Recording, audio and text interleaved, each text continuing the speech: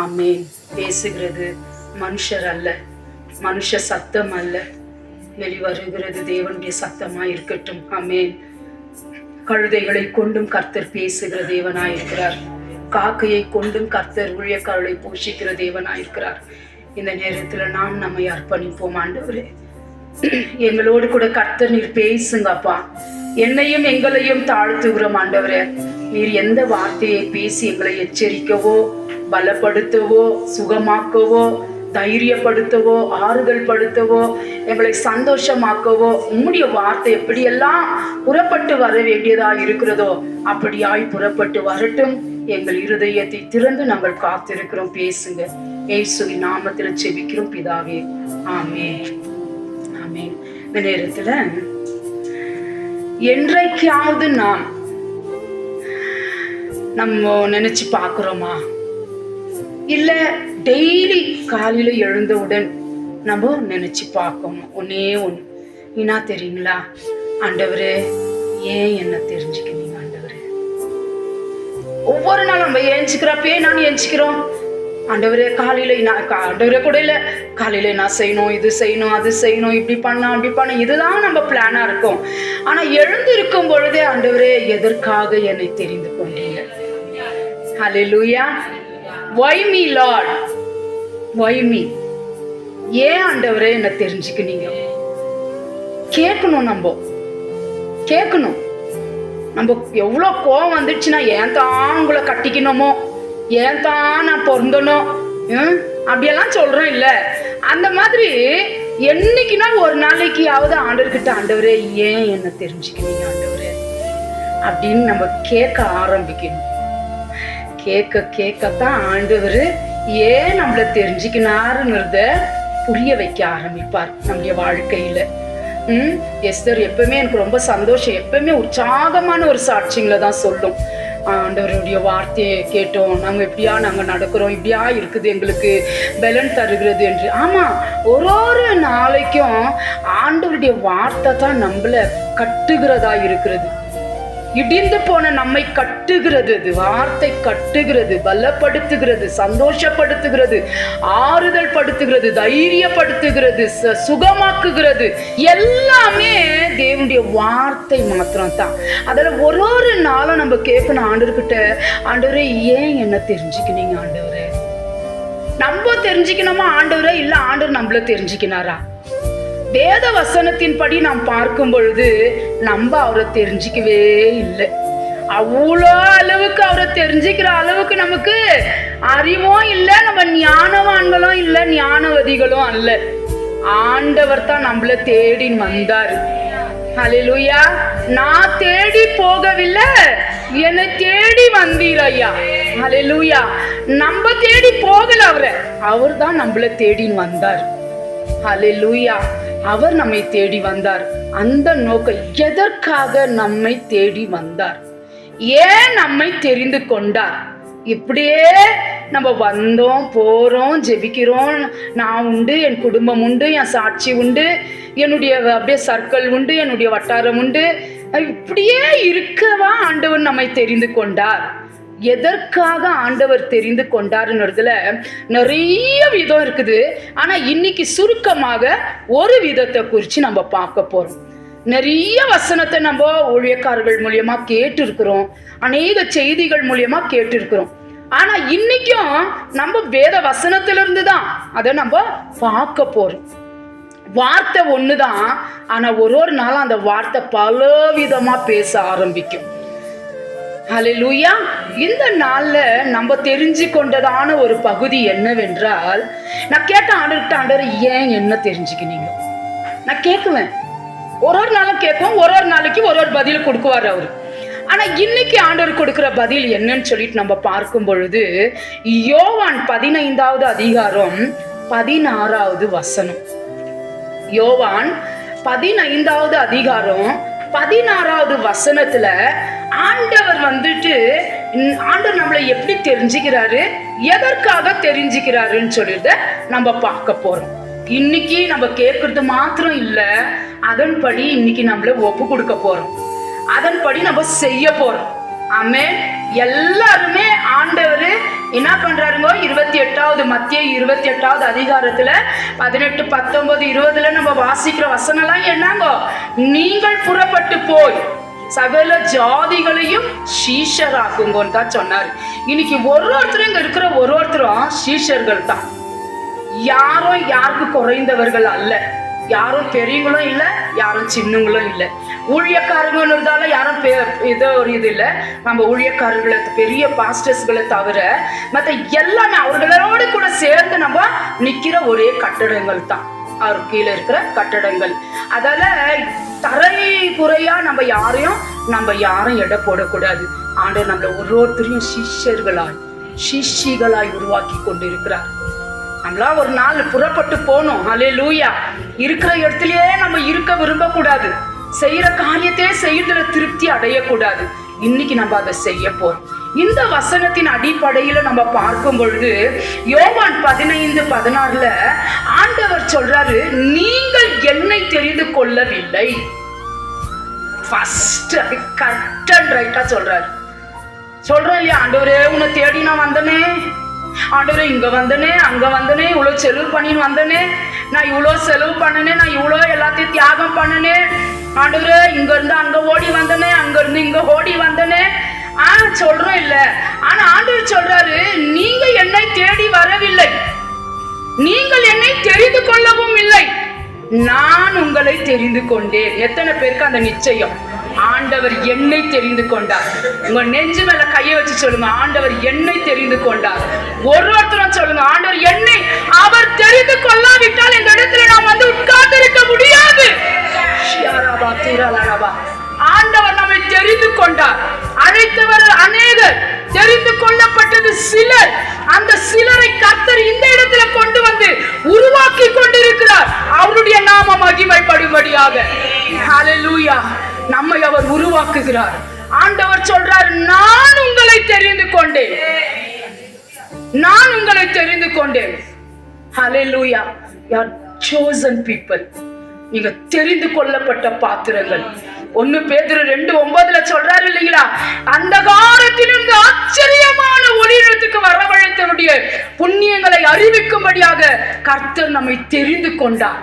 எதற்காக தெரிந்து கொண்டார்? அவருடைய புண்ணியங்களை அறிவிக்கும்படியாக கர்த்தர் உங்களையும் என்னையும் தெரிந்து கொண்டார். தெரிந்த அவருடைய நாமத்தை நம்மள மாத்திரம் வச்சு இருக்க தேவன் தெரிஞ்சுக்கல, அறிவிக்கணுமா போயிட்டு. அதற்காக கர்த்தர் நம்ம எப்படி தெரிஞ்சுக்கினாரா தெரியுமா? எப்படின்னா ராஜாக்களுமாய், ஆசாரியர்களுமாய், பரிசுத்த ஜாதியாய் அவர் நம்மை தெரிந்து கொண்டார். எங்கேயோ இருந்தோம், அந்த காலத்தில் இருந்தோம், ஆனா ஒளியின் இடத்துக்கு நம்மை வரவழைத்தார். தெரிஞ்சுக்கினார், நம்மள தெரிஞ்சுக்கினார், நம்முடைய வாழ்க்கையை தெரிந்து கொண்டார். அந்த காலத்துல நிரம்பின ஒரு வாழ்க்கையில வாழ்ந்து கொண்டிருந்த நம்மை ஒளிக்கு நேராய் கர்த்தர் நம்மை நடத்தி வந்த நோக்கம் அவருடைய புண்ணியங்களை அறிவிக்கும்படியாக. எப்படி தெரிஞ்சுக்கினாரா? பரிசுத்த ஜாதியாய், பரிசுத்த ஜனமாய், நம்மை ராஜாக்களாய், நம்மை ஆசாரியர்களாய் கர்த்தர் நம்மை தெரிந்து கொண்டார். கரங்களை உயர்த்தி அந்த தேவனுக்கு நம்ம நன்றி சொல்லலாமா? சொல்லும் பொழுதே நம்முடைய கரம் உயரணும். ஆண்டவரே, எங்களை ராஜாத்தியா தெரிஞ்சுக்கிறீங்களாப்பா, எங்களை பரிசுத்த ஜாதியா தெரிஞ்சுக்கிறீங்களாப்பா, எங்களை பரிசுத்த ஜனமாய் தெரிஞ்சுக்கிறீங்களாப்பா, எங்களை ஆசாரியர்களா தெரிஞ்சுக்கிறீங்களாப்பா. உமக்கு நன்றி ஆண்டவரே, நன்றி. அவருடைய புண்ணியங்களை அறிவிக்க வேண்டுமானால் நம்மிடத்துல எது தேவை? இந்த வசனத்தின் அடிப்படையில யோவான் 15:16 ஆண்டவர் சொல்றார், நான் உங்களை தெரிந்து கொண்ட ஒரு நோக்கம் எது என்று சொன்னால், அவர் சொல்றாரு, நீங்கள் போய் கனி கொடுக்கும் படிக்கும். நாங்களா நீங்க கனி கொடுன்னு சொல்லிருக்கிறாரா? நீங்கள் போய் கனி கொடுக்கணும்னு சொல்லி இருக்கிறாரா? ஆமென், ஹல்லேலூயா. நீங்கள் புறப்பட்டு போய், ஆண்டவர் கொடுத்த கட்டளை, நீங்கள் புறப்பட்டு போய் சகல ஜாதிகளையும் சிஷ்யராக்குங்கள். இந்த இடத்துல ஆண்டவர் சொல்றார், நீங்கள் புறப்பட்டு போய் என்ன பண்ணாங்களா? கனி கொடுக்க வேண்டும். ஹல்லேலூயா. இன்னைக்கு எத்தனை பேரு ஒரு முடிவெடுக்க போறோம், ஆண்டவரே என்ன கனி கொடுக்கிற ஒரு மரமாய் மாற்றுங்க. ஆண்டவரே, நீர் வரும் பொழுது, நீர் பார்க்கும் பொழுது அந்த இலைகளை பார்த்துட்டு என்கிட்ட கனி இருக்கும், நீங்க வந்து கனி இல்லனா ஒரு சபிக்கப்பட்ட மரமாய் நான் இருக்கக்கூடாது ஆண்டவரே. இலைகள் இல்லை என்றாலும் என் மரத்துல கனிகள் காணப்பட வேண்டும். உம்முடைய பசியாரக்கூடிய கனி ஆண்டவரே, உமக்கு எது ஆண்டவரே, உம்முடைய பசியை ஆற்றக்கூடிய கனி உமக்கு எது தேவையோ இந்த மரத்திலிருந்து அது காணப்படட்டும் ஆண்டவரே. நான் கனி கொடுக்கிறவளாய் மாற வேண்டும் ஆண்டவர். வெறும் இலைகளை வைத்துக் கொண்டு உம்மை ஏமாற்றுகிறவளாய் இருக்க கூடாதப்பா. இலைகள் வரன்களை வைத்துக் கொண்டு, பாடல்களை வைத்துக் கொண்டு, ஓ எனக்கு இது தெரியும் அது தெரியும் ஆண்டவரே, எனக்கு உலக ஆசீர்வாதம் இருக்குது, எனக்கு ஆவிக்குரிய ஆசீர்வாதம் இருக்குதுன்னு சொல்லிட்டு உம்மை ஏமாற்றுகிற ஒரு மரமாய் நான் இருக்க கூடாது ஆண்டவரே. புத்தி கட்ட அத்தி மரமாய் நான் மாறிடக்கூடாது அப்பா. நீங்க வந்து பார்க்கும் பொழுது கசப்பான கனிகளை கொடுக்கக்கூடிய ஒரு அத்தி மரமாய் நான் மாறிடக்கூடாது அப்பா. ஏசாயா 5வது அதிகாரத்துல ஆண்டவர் சொல்லுகிறார், ஓ விலையேறப்பட்ட நற்குல திராட்சை செடிகளை கொண்டு வந்து நான் அத்தி மரத்துல நான் வச்சேன், தோட்டத்துல நான் வச்சேன். ஆனாலும் அந்த பழங்கள் எதை கொடுத்தது? பழங்கள் கொடுத்தது. ஆனால் எப்படிப்பட்ட பழம்? கசப்பான பழம் அப்பா. ஆண்டவரே, நான் அப்படிப்பட்டவளாய் இருக்க கூடாது. அநேகருக்கு என்னுடைய வார்த்தைகள் அப்பா, அநேகருக்கு என்னுடைய ஆராதனைகள் அப்பா, அநேகருக்கு என்னுடைய சாட்சி ஆண்டவரே, அநேகருக்கு என்னுடைய நடத்தை ஆண்டவரே, அநேகருக்கு என்னுடைய ஒரு வாழ்க்கை ஆண்டவரே, என் குடும்பத்துக்கு, என் சபைக்கும் சமுதாயத்துக்கும் ஒரு ஆண்டவரே கனி கொடுக்கிற ஒரு மரமாய் அடியேன் காணப்பட வேண்டும் ஆண்டவரே. ஆண்டவர் சொல்றாரு, நீங்கள் போய் கனி கொடுக்கணும். கனி கொடுத்துனே இருக்கிறவங்களா இருக்க கூடாது. 2வது சொல்றாரு, உன் கனி நிலைத்து இருக்கணும். கேர்ஃபுல். நிறைய பேர் ஊழியம் ஊழியம் ஊழியம்னு சொல்லிட்டு போயிடுவோம். ஆனா நமக்குள்ள இருக்கிற அபிஷேகம் நம்மை அறியாமல் இழந்து போகிறதை எத்தனை பேர் நாட்கள்ல உணராமல் தன்னுடைய அபிஷேகமே போய்விட்டு சும்மா வெறும் மனுஷ சரீரத்து பலத்தினால ஊழியத்தை செய்து கொண்டிருக்கிறதை நாம் பார்க்கிறோம். அப்படிப்பட்ட வாழ்க்கை நமக்கு இருக்கக்கூடாது. நாம் கனி கொடுக்க வேண்டும். நமக்குள்ள இருக்கிற கனி நிலைத்து இருக்கணும். எப்படி நிலைத்து இருக்கணும்? ஸ்டாண்ட் ஃபர்ம், நிலைத்து இருக்கணும். அது ஸ்ட்ராங்கா இருக்கணும். அந்த கனி நம்ம விட்டு போயிடக்கூடாது எந்த காரணத்தை கொண்டும். எப்பேற்பட்ட பிரச்சனை வந்தாலும், காற்றடித்தாலும், மழை வீசினாலும், புயல் அடித்தாலும் நம்முடைய மரத்தில் இருக்கிற கனி விழுந்து போயிடக்கூடாது. அது ஸ்ட்ராங்கா இருக்கணும். ஹல்லேலூயா. நாம் கனி கொடுக்க வேண்டுமானால் நம்முடைய கனி, நாம் கனி கொடுத்து அநேகருக்கு ஆசீர்வாதமா இருக்க வேண்டுமானால் ஆண்டவர் சொல்றாரு, முதலாவது 15:2 அவர் சொல்றாரு, கடைசி வார்த்தை, அதிக கனிகளை கொடுக்கும்படி அதை சுத்தம் பண்ணுகிறார். நாம் நம்முடைய வாழ்க்கையை நாம் தேவ கரத்துல விட்டு கொடுக்க வேண்டும். ஒரு நாள் ஆண்டவரே நான் கனி கொடுக்கணும், 2வது ஏன் கனி எனக்குள்ள நிலைத்து இருக்கணும்னா ஒரு சுத்திகரிக்கப்பட்ட ஒரு வாழ்க்கை எனக்கு வேண்டும் ஆண்டவரே. என்னைக்கோ ஒப்பு கொடுத்து சுத்திகரித்தது அல்ல, என்னைக்கோ என்ன ஆண்டவர் ரத்தத்தால கழுவிட்டாருன்றது அல்ல, என்னைக்கோ என்ன நீதிமானா மாத்திட்டாருன்றது அல்ல. ஒரு நிமிஷமும் தேவ சமூகத்துல நாம் நிற்கும் பொழுதெல்லாம், கூடும் பொழுதெல்லாம், முழங்கால் படி இடும் பொழுதெல்லாம் ஆண்டவர்கிட்ட சொன்ன, ஆண்டவரே என்னை சுத்தமாக்குங்க, என்னை சுத்தப்படுத்துங்க. ஒரே பைப்ல இருந்து 2 தண்ணி வரங்களா? நல்ல தண்ணியும் கெட்ட தண்ணியும் வரங்களா? இல்ல, ஒண்ணு வந்தா நல்ல தண்ணி வரும், இல்லைனாக்கா கெட்டு போன தண்ணி வரும். நம்ம ஒரே மரத்திலிருந்து கசப்பான கனி வரக்கூடாது, ஒரே மரத்திலிருந்து நல்ல கனியும் வரக்கூடாது. ஒண்ணு இருந்த ஆண்டவர் சொல்றாரு இல்லைங்களா, ஒண்ணு அனலாயிரு இல்லைன்னா குளிராயிரு. வெது வெதுப்பா இருந்தா நான் உன்னை வாந்தி பண்ணி போடுவேன்.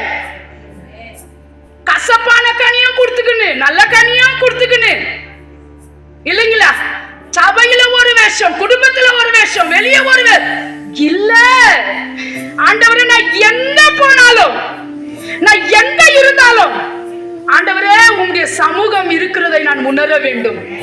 நான் எங்கெல்லாம் போய் நின்னாலும் ஆண்டவரே, பாவிகள் மத்தியில போய் நின்னாக்க கூட சரி, உங்க சமூகம் இருக்கிறத நான் உணர வேண்டும். என்னை சுத்தப்படுத்துங்க ஆண்டவரே, என் வாழ்க்கையை சுத்தப்படுத்துங்க ஆண்டவரே. நான் அதிக கனி கொடுக்கணும் ஆண்டவரே, நான் போய் கனி கொடுக்கணும் ஆண்டவரே. என் கனி எனக்குள்ள நிலைத்து இருக்கணும் ஆண்டவரே. அதால எங்களை சுத்தப்படுத்துங்க, ஒரு சுத்திகரிக்கப்பட்ட பாத்திரமாய் மாற்றுங்க. புதிய திராட்சை ரசத்தை எடுத்துட்டு போய் பழைய திராட்சை ரசத்துல ஊத்த முடியாது. ஹல்லேலூயா. புளித்த மாவை கொண்டு போயிட்டு நல்ல மாவுல ஊத்துனா ஃபுல்லா புளிச்சு போயிடும். வேண்டாம் வேண்டாம். ஒவ்வொரு நாளும் இருக்கிற ஒரு வாழ்க்கை எப்ப நம்முடைய வாழ்க்கை முடியுதுன்னு தெரியாது. இன்னைக்கு இருக்கிறவங்க இந்த நிமிஷம் இருக்கிறோம், நெக்ஸ்ட் மினிட் இருக்கிறோமா என்னன்னு தெரியாது. ஒரு கேரண்டி இல்லாத வாழ்க்கை வாழ்ந்து கொண்டு இருக்கிறோம். 242 பேர் எல்லாம் பாய் சொல்லிட்டு சந்தோஷமா புறப்பட்டு போறாங்க, அனுப்புறாங்க. அந்த அவங்கள வரவேற்க பல ஜனம் காத்துன்னு இருக்கிறாங்க. போயிட்டே ஆன உடனே ஒரு 5 மினிட்ஸ்ல, வித்தின் 5 மினிட்ஸ் 242 பேரும் போயிட்டாங்க. யாருடைய ஜீவனுக்கும் கேரண்டி இல்லாத ஒரு வாழ்க்கை. அதனால நாளைக்கு நம்மள பரிசுத்தப்படுத்திக்கலாம், இல்ல சாயந்தரம் பரிசுத்தப்படுத்திக்கலாம், இல்ல மத்தியானம் பரிசுத்தப்படுத்திக்கலாம். இல்ல, இருக்கிற ஒவ்வொரு நொடியும் நாம் நம்மை சுத்தமாக்க தேவ சமூகத்துல விட்டு கொடுக்க வேண்டும். நம்மை சுத்தமாக்கும் பொழுதுதான் ஒரு நாள் ஆண்டவர் சுத்தப்படுத்த படுத்த படுத்ததான் நம்ம கனி கொடுக்கிறவர்களாய் உருவாக முடியும். நாங்கெல்லாம் இதுக்கு ஒரு சாட்சி தான். நாங்களும் பாடுள்ள மனுஷர்கள் தான். எத்தனையோ பாடுகளை சுமந்து திரிகிறோம் ஒவ்வொரு நாளும் எங்களுடைய வாழ்க்கையில. ஆனா இந்நாள் வரைக்கும் நம்ம நிலைத்து இருக்கிறோம் என்று சொன்னால் கர்த்தர் நம்மை சுத்திகரிக்க சுத்தப்படுத்த நம்முடைய வாழ்க்கையை ஒப்பு கொடுத்து இருக்கிறோம். ஆராய்ந்து பார்க்க வேண்டும். ஆண்டவரே, என் கண் பரிசுத்தம் இல்லையா, சுத்தப்படுத்துங்க. என்னுடைய வாய் பரிசுத்தம் இல்லையா, சுத்தப்படுத்துங்க. என் சரீரத்தில் இருக்கிற அவயவங்கள் சுத்தம் இல்லையா, பரிசுத்தப்படுத்துங்க. ஆண்டவரே, உம்மில் கனி கொடுக்க முடியாத சூழ்நிலை எனக்கு எது இருக்கிறது, என்னை ஆராய்ந்து பாருங்க ஆண்டவரே. என்னை சுத்திகரிங்க, என்னை சுத்தப்படுத்துங்க. நான் கனி கொடுக்கணும் ஆண்டவரே. எத்தனை நாளைக்கு நான் மலட்டியா இருப்பது, எத்தனை நாளைக்கு என் மரம் தனி மரமா இருப்பது, எத்தனை நாளைக்கு ஆண்டவர் வெறிய இலையே வச்சு நான் இருப்பது, எத்தனை நாளைக்கு ஆண்டவரே நான் ஒண்டியா அப்படி நிக்கிறது. ஆண்டவரே, நான் கனி கொடுக்க வேண்டும் அப்பா. நான் போகணும் உமக்கு ஏற்ற கனி. நம்ம கலாத்தியர் 5வது அதிகாரம் 22, 23 வாசிக்கிறோம். எப்படிப்பட்ட கனி? ஆவியின் கனி. சந்தோஷம், அன்பு, சந்தோஷம், சமாதானம், நீடிய பொறுமை, தயவு, நற்குணம், சாந்தம், இச்சையடக்கம். ஹல்லேலூயா. இப்படிப்பட்ட கனிகளை நாம் கொடுக்க ஆரம்பிக்கும் பொழுது அந்த இடத்துல வேற அன்பு ஒண்டி கொடுத்துட்டு நின்னுச்சா?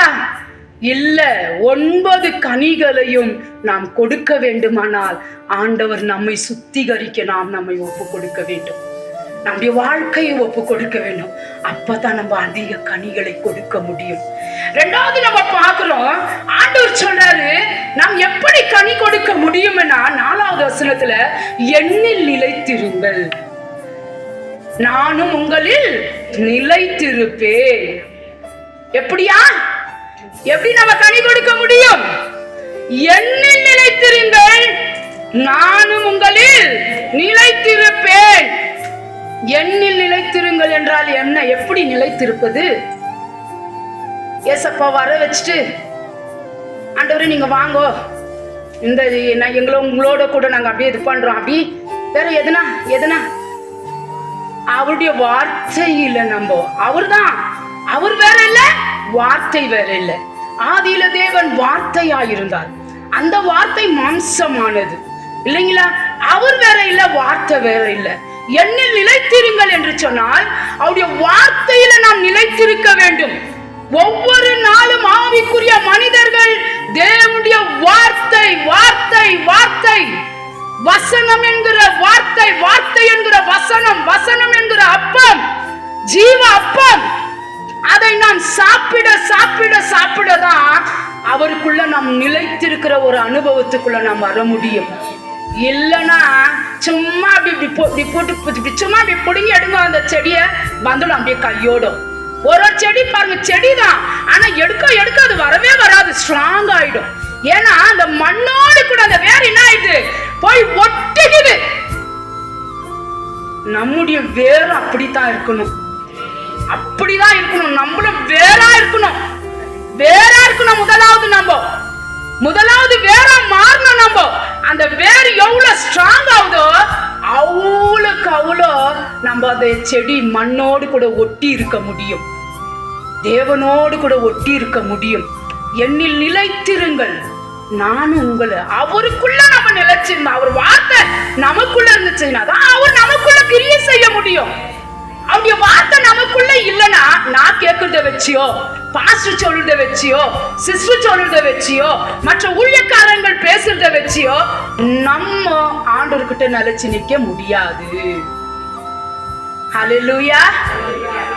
நம்ம நிலைச்சு இருக்கணும்னா நம்ம வேதத்தை அதிகமா வாசிக்க ஆரம்பிக்கணும். வாசிக்க தெரியாதவங்க கேட்க ஆரம்பிக்கணும். அந்த கேட்ட அந்த வார்த்தை அப்படியே இருதயத்துக்குள்ள கடந்து வர ஆரம்பிக்கணும். இருதயம் என்கிற பலகையில் உங்க வார்த்தையை அமைக்க ஆரம்பிக்க வேண்டும். இருதய பலகையில அந்த தேவனுடைய வார்த்தைகள் ஒவ்வொன்றும் கேட்பதெல்லாம் நம்ம இருதயத்துல எழுதி வைக்க வைக்க இந்த புஸ்தக சுருள் சுருண்டி போயிடும். தேவன் கொடுத்த மோசே கிட்ட கொடுத்த கற்பலகையில எழுதின கல் உடைந்து போயிடும். புஸ்தக சுருள் எஸ்ரா கிட்ட கொடுத்த புஸ்தக சுருள் அது போயிடும் காணாம. ஆனா நம்முடைய இருதயத்துல பதிக்கிற ஒவ்வொரு வார்த்தைய ஒருவனாலும் திருட முடியாது. நாம் நடமாடுகிற ஒரு ஜீவ புஸ்தகமாய் நடக்க முடியும்.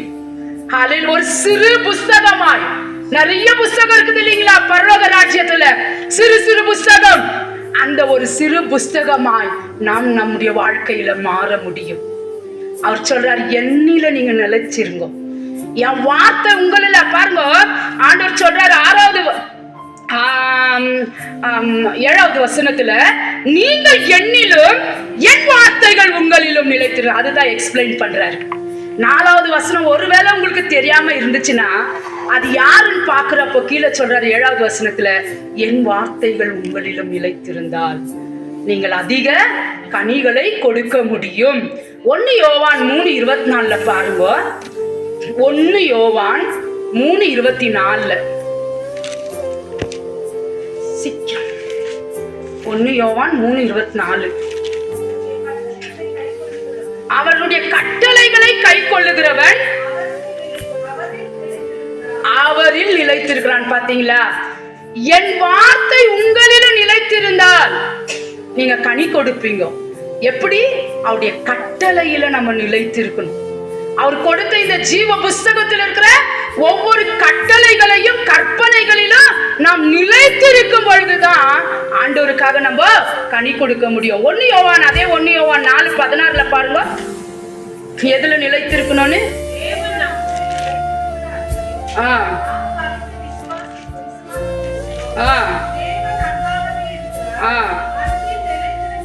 பாரு, ஆமென். எதுல நிலைச்சிருக்கணுங்களா? நம்ம தேவ அன்பில நாம் நிலைத்திருக்கும் பொழுது அன்பு தேவனுக்குள்ள நம்ம நிலைத்திருக்கிறோமா. 1 யோவான் 4:15 பாருங்க.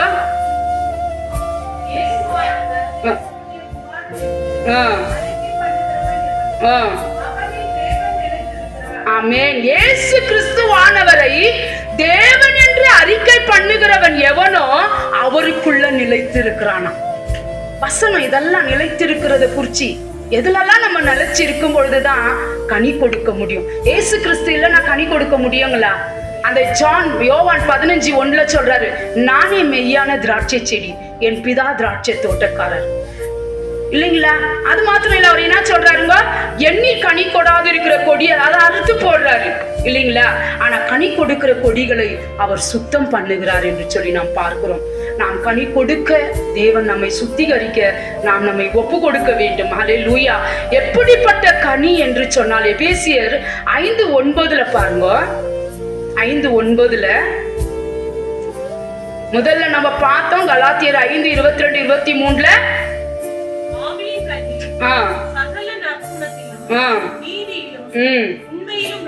ஆமென். எப்படிங்களா? ஆவியின் கனி எப்படிப்பட்டது? சகல நற்குணத்திலும், நீதியிலும், உண்மையிலும். இந்த கனி எல்லாம் நமக்குள்ள இருக்கணுங்க. என்னென்ன இருக்கணும்? என்னென்ன இருக்கணும்? அடிப்படையில, வசனத்தின் அடிப்படையில சகல நற்குணம், நீதி, உண்மை. இது 3 நம்ம கிட்ட இருக்குதுங்களா? இன்னைக்கு இல்லைன்னா அந்த கனி இன்னைக்கு ஆண்டவர்கிட்ட கேட்கலாம். ஆண்டவரே, எனக்கு நற்குணம் வேணாப்பா. நான் துர்குணசாலியா இருக்க கூடாது ஆண்டவரே. ஒரு நாற்றம் எடுக்கிற குணம் எனக்குள்ள இருக்க கூடாது. ஒரு அருவருப்பான குணம் எனக்குள்ள இருக்க கூடாது. பாக்குறவங்க வாந்தி பண்ணி போடுகிற அளவு குணம் எனக்குள்ள இருக்க கூடாது. பார்க்கிறவர்கள் என்னை கை நீட்டி பேசுகிற அளவுக்கு துர்குணம் எனக்குள்ள இருக்க கூடாது. விரல் நீட்டுதல், என்னை பார்த்து விரல் நீட்டுதலுக்குரிய குணங்கள், துர்குணங்கள் வேண்டாம் அப்பா, வேண்டாம். என்னை ஒரு நற்குணசாலியாய் மாற்றுங்க. உமக்காக நான் நற்குணசாலியாய் மாறணும். 2வது ஆண்டவரே, எப்படிப்பட்ட உண்மை இருக்கணும், அன்பு இருக்கணும். இந்த கனி எல்லாம் எனக்குள்ள தாங்க ஆண்டவரே. கலாத்தியர் சொன்ன 9 கனியும் எனக்கு வேணும் ஆண்டவரே. அதுல உண்மை இல்ல, ஆனா இதுல எபேசியர்ல பாக்குறோம் உண்மை இருக்கிறது. அதுல நற்குணம் இல்ல, எபேசியர்ல பாக்குறோம் நற்குணங்கள் இருக்கிறது. இன்னைக்கு நம்ம ஒவ்வொரு சகோதரிகளுக்கு தேவையானது நற்குணசாலிகளாய் நாம் மாற வேண்டும். நம்முடைய வாழ்க்கை ஒரு நாள் வாழ்ந்தாலும் சரி, 10 வருஷம் வாழ்ந்தாலும் சரி, நம்ம மரணத்துக்கு பிறகு வந்து பாக்குறவங்க சொல்லணும், இந்த சகோதரி, இந்த அம்மா ஒரு நற்குணசாலி, ஒரு அன்பு நிறைஞ்சிங்க, ஒரு உண்மையுள்ளங்க. மோசே பார்த்து ஆண்டவர் சொன்னார் இல்லைங்களா, மோசே என் வீட்டில் எங்கும். நம்மளால முழுசா மாற முடியலனாலும் ஒவ்வொரு நாளும் என்னை மாற்றுங்க ஆண்டவர் என்று சொல்லி ஒரு பகுதியில நம்ம மாறலாமே. ஒரு பகுதியில, முழு சரீரத்துல மாற முடியலனாலும் கண்ணுல மாறலாம், வாயில மாறலாம், இருதயத்துல மாறலாம், சிந்தையில மாறலாம், யோசனையில மாறலாம், நம்ம கையில மாறலாம், நம்ம கால்கள். துன்மார்க்கனுடைய ஆலோசனை வேண்டாம், போக கூடாது. பாவிகளுடைய வழி போவாத, பரியாசக்காரர் இருக்கிற இடம் போவாத. அது எவ்வளவு கோடி ரூபாய் இருந்தாலும் பரவாயில்ல, மாறலாமே. ஒரு நாளும் நம்மள மாற்றிக்கலாமே. ஆண்டவர் கூப்பிடுறப்ப எப்படி தெரியுமா கூடுவாரு? ஐயோ அப்பா, ஒரு வீட்டுல உன்னை பூமியில படைக்கும் பொழுது 5 அப்சர்னி பில்டிங் கட்டி பிள்ளைங்களெல்லாம் சுகத்தோடு ஆரோக்கியத்தோடு வச்சுருந்த குணசாலியே வானா கூப்பிடுறாரு. இல்ல, உண்மை உத்தமுள்ள ஊழியனே, உண்மையை விரும்புகிற தேவன். ஆண்டவர் சொல்றார், கொஞ்சத்துல நீ உண்மையாயிரு. நம்முடைய சகோதரிமார்களுடைய வாழ்க்கை கொஞ்சத்துல நாம் உண்மையை ஆரம்பிக்கும் பொழுது பரிபூரண ஒரு உண்மைக்குள்ள கர்த்தர் நம்மை நடத்துவார். ஒரு நாளும் பரிசுத்த ஆவியானவர் நம்மை எச்சரிப்பார். ஒருவேளை தவறிடலாம், தவறி போன பாத்திரங்களா இருக்கலாம், உடனே ஆண்டவர் கிட்ட சேர்க்குவார். தவறிட்டவா மீண்டும் இன்ன இடத்துல இருந்து, இன்ன நிலைமையிலிருந்து விழுந்தா என்பதை நினைத்து மனம் திரும்பு. ஒரு மனம் திரும்புதலுக்கு நேராய் நாம் நம்மை ஒப்பு கொடுப்போம். ஆமென், அல்லேலூயா. ஆண்டவர் சொல்றாரு, நற்குணம் நம்ம கிட்ட இருக்கணும். அது மாத்திரம் இல்ல, உண்மை இருக்கணும், அன்பு இருக்கணும். கொலோசியர் 1:10 பாருங்க, வேறு எந்த கிரியை என்று சொல்லி, அதுலயே அததான் நம்ம பார்க்கிறோம். நற்கிரியை என்று சொல்லிதான் நம்ம பார்க்கிறோம். அல்லேலூயா. கொலோசியர் 1:10, சகலவித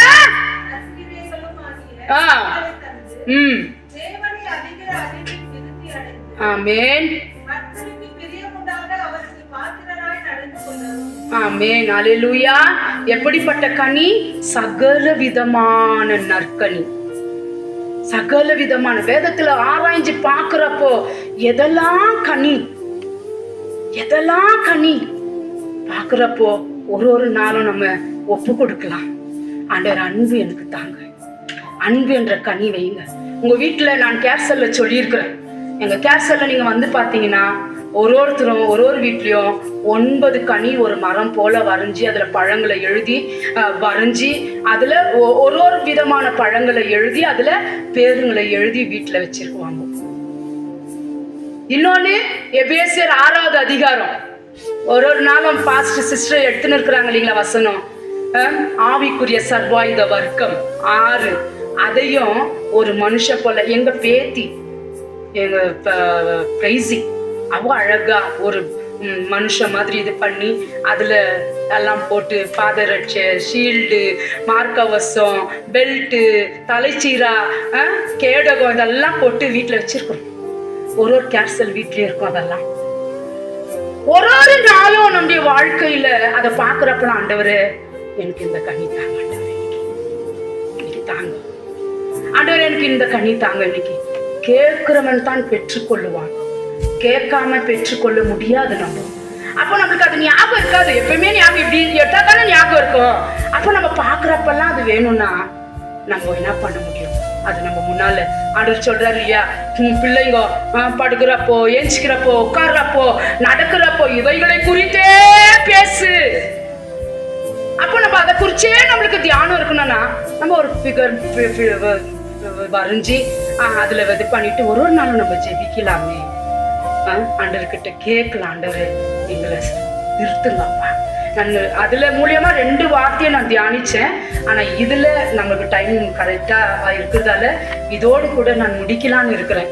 ஆமே. கர்த்தர் ஆண்டவருடைய வார்த்தை அவர் நமக்குள்ள நிலைத்திருக்கும் பொழுது, நம்மை சுத்திகரிக்க ஒப்பு கொடுக்கும் பொழுது இல்லைங்களா, இப்படிப்பட்ட கனிகள் நம்முடைய வாழ்க்கையில நாம் பெற்றுக்கொள்ளுவோம். அந்த கனி நிலைத்திருக்கும். இன்னைக்கு இருந்துட்டு நாளைக்கு காணாம போயிடாது. ஒரு ஆத்திரம் வரப்ப அந்த கனி மாறிடாது. ஒரு கோபம் வரப்ப அந்த கனி போயிடாது. ஒரு சோர்வு வரப்ப அந்த கனி நம்மளை விட்டு விலகிடாது, நிலைச்சு நிற்கும். அததான் நம்ம போய் கொடுக்கும் அநேகருக்கு. நம்ம கிட்ட இருந்தா தானே கொடுக்க முடியும். நம்ம அலப்பையில இல்லைனாக்கா நம்ம போய் கொடுக்க முடியுங்களா? பாத்திரத்துல இல்லைன்னா கொடுக்க முடியுமா? ஒருத்தர் வந்து தண்ணி கேட்கிறாங்க, சமாரிய ஸ்திரீ. அந்த அம்மாவுடைய வாழ்க்கையில அதுதான் என்னுடைய மெசேஜ் இன்னைக்கு. ஆனா இதுலயே இருக்கிற இன்னும் அது ஒரு பாயிண்ட்லயே இருக்கிற இன்னும் அந்த சமாரிய ஸ்திரீ ஆண்டவர் அந்த கிணறுல தண்ணி எடுக்க வர்றாங்க. ஆண்டவர் வந்து அந்த அம்மா கிட்ட தண்ணி கேட்கிறாரு. அவங்க என்ன சொல்றாங்க, இல்லையே மொண்டு கொள்ள பாத்திரம் இல்லையே, எங்க இருந்து வரும் தண்ணி உங்ககிட்ட? அப்போ நம்ம குடுக்கணும். நம்ம கிட்ட ஜனங்க தேடுறாங்க. எதை தேடுறாங்க? பணத்தை யாருக்கும் நீங்க இதை முன்னால வைக்காதீங்க. நான் சொல்றேன், தயவு செய்து சொல்றேன், ஒருத்தருக்கும் சொல்றேன். யாருன்னா ஒருத்தர் வரப்போ முதல்ல நம்ம காட்டுறது பணமா இருக்க கூடாது. நம்ம காட்டுறது எதுவுமே நம்ம உலக பிரகாரமானதை காட்டாதீங்க. எபிரேயர் 12:1 நமக்கு முன்பாக வைத்திருக்கிற ஓட்டத்தை நம்ம ஓடணும்னா எப்படி ஓடணுமா? பொறுமையோடு ஓடணும். எதை பார்த்து ஓடணுமா? இயேசு கிறிஸ்துவை பார்த்து. நம்ம ஜனங்க எதிர்பார்த்து வரப்போ நம்ம எதை வெளிப்படுத்தணும்? ஆண்டுடைய அன்பை வெளிப்படுத்தணும், ஆண்டுடைய தயவை வெளிப்படுத்தணும், ஆண்டுடைய நற்குணத்தை வெளிப்படுத்தணும், ஆண்டுடைய உண்மையை வெளிப்படுத்தணும். இயேசு கிறிஸ்துவை வெளிப்படுத்த ஆரம்பிக்கும் பொழுது மத்தேயு 6:33 தேவனுடைய ராஜ்யத்தை நீதியை முதலாவது நீ தேடும் பொழுது எல்லாம் உனக்கு கொடுக்கப்படுமா. நாங்க கூட அப்படிதான் வந்தோம்னு சொல்ல ஆரம்பிக்கணும். எங்களை கூட ஆண்டவர் இப்படி நச்சு வச்சிருக்கிறாருன்னா காரணம் ஆண்டவரை நாங்க தேட ஆரம்பிக்கணும். நாங்க கொடுத்தோம்னா இன்னைக்குரியதை தான் கொடுக்குவோம். நான் உஷா கொடுத்தேனாக்கா இன்னைக்கு வேணுமான்னு கொடுத்து அனுப்பிடுவோம், அவ்வளவுதான். ஆனா பரம தகப்பன் கையை நீட்டிட்டாரு. ஒருவனாலும் அவருடைய கரத்தை மடக்க முடியாது. அவருடைய கரம் குறுகி போகிற கரம் அல்ல. ரிபா ஷந்தரே கரலரபா உரபா ஷியந்தரபா கரவலவரபா. அதிகமாக நடிய கரங்களை நீட்ட விருப்பப்பட மாட்டேன். எப்போ என் கணவன் மரித்தார் அப்ப நான் ஒரு சபதம் எடுத்தேன். ஆண்டவரே, என் கரத்தை எந்த மனுஷனுக்கு நான் நீட்டக்கூடாது. ஆண்டவரே, எனக்காக என் பிள்ளைகளுக்காக என் கரத்தை நான் நீட்டக்கூடாது. ஆண்டவரே, என்னை இப்படி வைங்க, என்னை இப்படி வைங்க. ஆண்டவரே, இப்படி வைங்க, இப்படி வைக்காதீங்க. ஆண்டவரே, எனக்கு ஒத்தாசை வரும் பர்வதங்களுக்கு நேராகத்தான் என் கண்ணை நான் ஏறெடுப்பேன். எந்த மனுஷனையும் ஏறெடுக்க மாட்டேன். இன்னைக்கு வரைக்கும் கர்த்தர் நடத்துகிறதை நாங்கள் பார்க்கிறோம். நடமாடுகிற ஜீவ சாட்சிகள் நாங்க எல்லாம் அங்க இருக்கிறவங்கெல்லாம். ஹல்லேலூயா. ஆண்டவருக்கு நம்ம மத்தவங்களுக்கு போய் கனி கொடுக்கணும்னா முதலாவது கனி இயேசு கிறிஸ்துவின் அன்பை தான் வெளிப்படுத்தணும். அதை வெளிப்படுத்த கனி கொடுக்கிறவர்களாய் கர்த்தர் நம்மை உருவாக்கி கொண்டே இருப்பார். நிலைத்து இருக்கிற கனி, அதிக கனி ஆண்டவர் கொடுக்க தேவன் கிருபை செய்வார். அப்படி கொடுப்பது நிமித்தமாக என்ன ஆகுது தெரியுங்களா? என்ன ஆகுது தெரியுங்களா? உங்களுக்கு சொல்ல முடியுமா? நம்ம அப்படி கனி கொடுக்கிறது நிமித்தமா, அதிக கனி கொடுக்கிறது நிமித்தமா, சுத்தமான கனி கொடுக்கிறது நிமித்தமா, நிலைத்திருக்கிற கனி கொடுக்கிறது நிமித்தமா நம்ம புறப்பட்டு போய் அநேக ஜனங்களுக்கு ஆண்டுடைய கனியை வெளிப்படுத்துவது நிமித்தமா என்ன ஆகுது? Very good. கீழே வசனம் இருக்கிறது பாருங்க, 8வது வசனம். நீங்கள் மிகுந்த கனிகளை கொடுப்பதினால், கொஞ்சம் கனி அல்ல, ஒரு கனி அல்ல, இன்னைக்கு கனி கொடுத்துட்டு நாளைக்கு கனி கொடுக்கலன்றதுக்கு அல்ல, இன்னைக்கு கனி கொடுத்துட்டு அடுத்த வருஷம், இந்த வருஷம் ஃபுல்லா நான் கனி கொடுத்துட்டேன்ப்பா, அடுத்த வருஷம் எனக்கு ரெஸ்ட் வேணும், அடுத்த வருஷம் எனக்கு ரெஸ்ட் வேணும், நான் கனி கொடுத்து போதும், என்கிட்ட பலன் இல்லாத ஆயிடும், அப்புறம் நான் கனி கொடுக்க முடியாது, இன்னைக்கு அடுத்த வருஷம் வேற எந்த மரம் நான் கனி கொடுக்கட்டும், நான் இப்படியே இருக்குவேன். அப்படி இல்லை. ஒவ்வொரு வருஷமும் தோட்டத்துக்கு சொந்தக்காரர் வந்து தோட்டத்துல பாப்பார், ஒரு மரத்தையும் ஒரு வருஷமும் வந்து பார்க்குவாரு. ஒரு வருஷமும் வந்து பார்க்கும் பொழுது அந்த மரத்துல கனி இல்லை என்று சொன்னால் தோட்டக்காரனை கூப்பிட்டு எஜமான் சொல்லுவார், இதை வெட்டி போடு. லூக்கா 13வது அதிகாரத்தில் நாம் அதை படிக்கிறோம். இதை வெட்டி போடு. இது ஏன் தோட்டத்தையும் கெடுக்குது? கனி கொடுக்கணும்.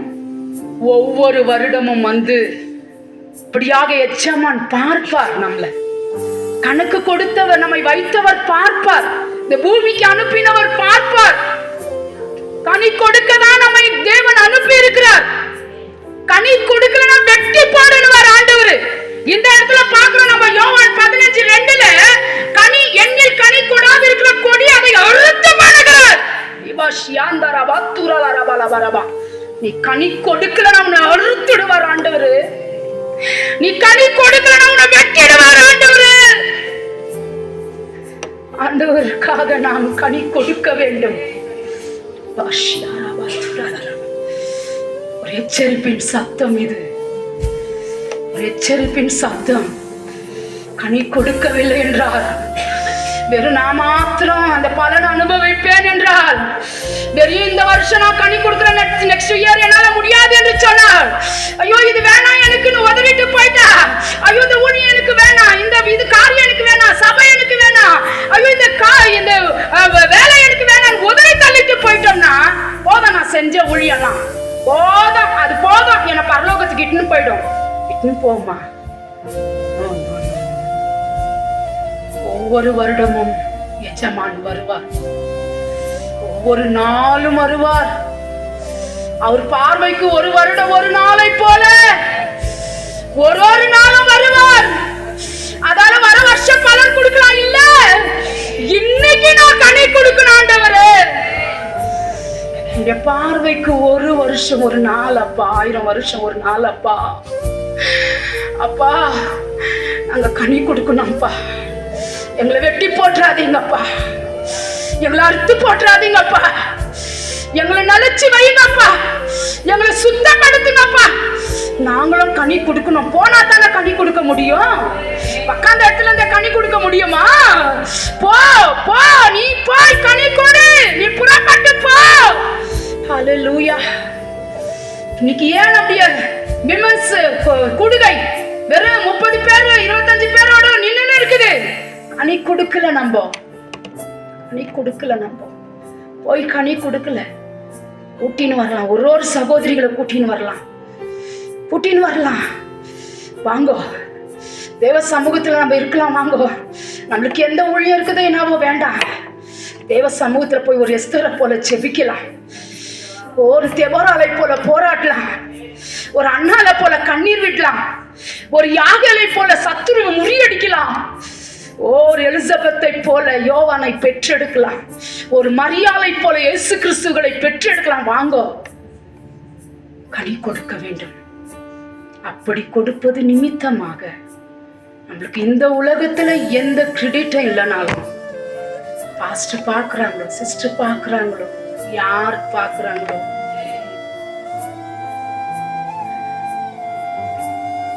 கண் பார்த்து இருக்குது. உலகமெங்கிலும் சுற்றி பார்க்கிற தேவ கண்கள் என்னையும் உங்களையும் பார்த்து என்ன செஞ்சுன்னு இருக்கிறோம், எப்படி செஞ்சுன்னு இருக்கிறோம், யாருக்காக செய்றோம், எந்த நோக்கத்தோடு செய்றோம். ஹல்லேலூயா. இந்த கை செய்து இந்த கைக்கு தெரியக்கூடாதுன்றாரு. நீ கொடுக்கிற கனி, நான் கொடுக்கிற கனி யார் பார்க்கலாம்? நம்ம யாருக்காக செய்யறோம்? நம்ம அவர் கொடுத்த ஊழியம் இது. நம்மளை நம்பி கொடுத்துட்டு போயிருக்கிறாரு. அவர்கிட்ட போய் நம்ம ஒப்படைக்கிற வரைக்கும் அவர் கொடுத்த தாளந்துகளை 5 10 மாத்தலாம், 2 4 மாத்தலாம், 1 போட்டு புதைச்சி வைக்கலாம். 1 2 மாத்தலாம். ஆமென்.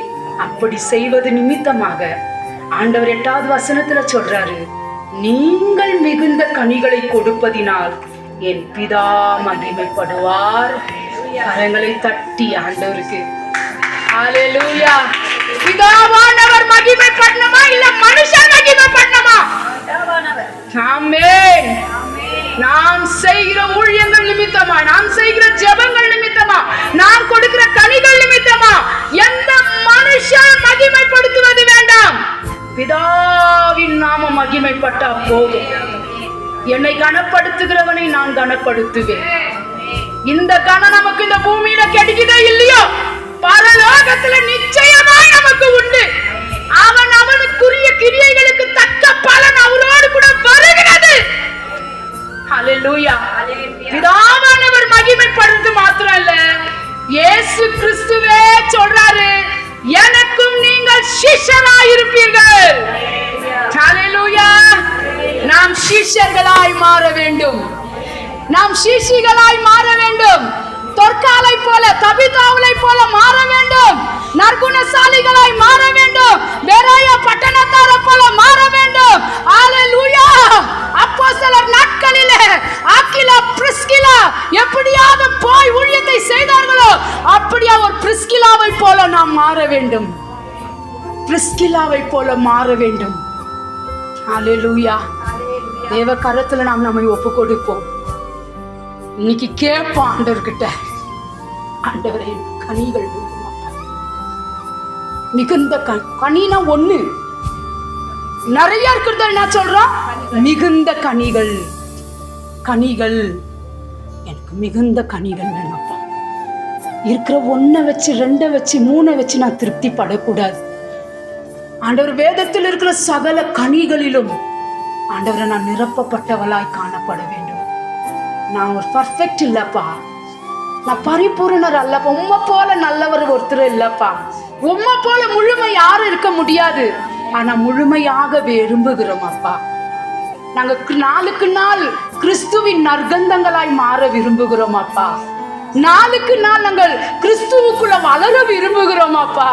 நாளுக்கு நாள் ஆண்டவரே நான் சிறுகணும், எனக்குள்ள உங்க ஆவியின் கனிகள் பெருகணும். ஆண்டவரே நீங்க பெருகணும், கனிகள் பெருகணும் அப்பா.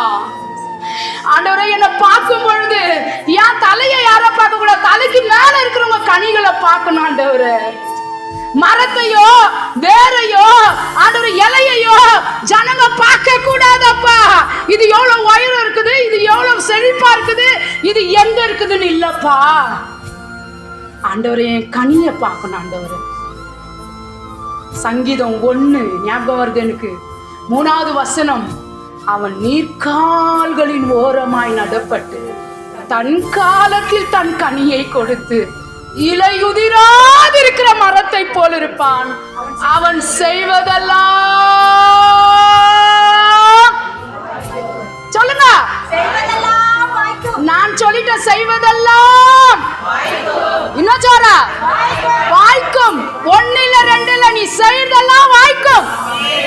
அதுக்கு முன்னால ஒரு வசனம் இருக்குது, இரவும் கர்த்தருடைய வேதத்தில் இரவும் பகலும் தியானமா இருக்கிற மனுஷன். பிரியம் வச்சுட்டு பைபிளை எடுத்துட்டு ஐயோ எனக்கு ரொம்ப பிரியம், எனக்கு ரொம்ப ஆசை, இது இல்ல. தியானிக்க ஆரம்பிக்கிற மனுஷன் பாக்கியவான். அவர் வார்த்தை, அவர் நம்மிலும், அவருடைய வார்த்தை நம்மிலும், நாம் அவரிலும் நிலைத்திருந்தால் மிகுந்த கனிகளை கொடுப்போம். ஆண்டவருக்காக எழும்புவோம், சேனைகளா எழும்புவோம். காத்திருங்கள். வரப்போகிற நாட்களில நாம் தேடி போவதல்ல, அவர் நம்மை தேடி வந்து சில பொறுப்புகளை நமக்கு கொடுப்பார். எழுதிக்குங்க, நீங்க சில காரியங்களை கொடுப்பார். ஆனா சுத்தப்படுத்த விட்டு கொடுத்து கொண்டே இருக்க வேண்டும். அவருக்குள்ள நிலைத்திருங்க. வேற எங்க போய் நிலைத்திருக்கிற அனுபவம் வேண்டாம். கண்களை மூடி நாம் ஜெபிப்போமாக. ஹல்லேலூயா.